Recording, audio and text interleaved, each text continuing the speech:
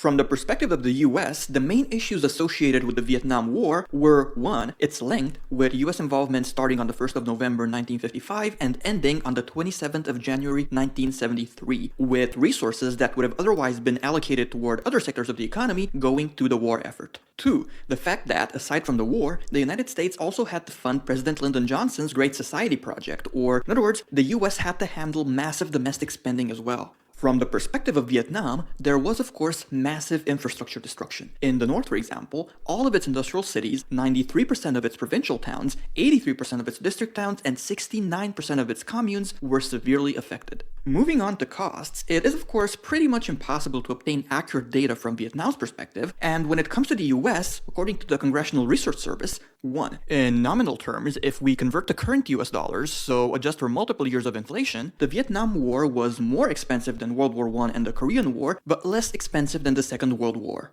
2. As a percentage of the GDP for the peak year of the war, however, it was less expensive than the other 3 previously mentioned wars.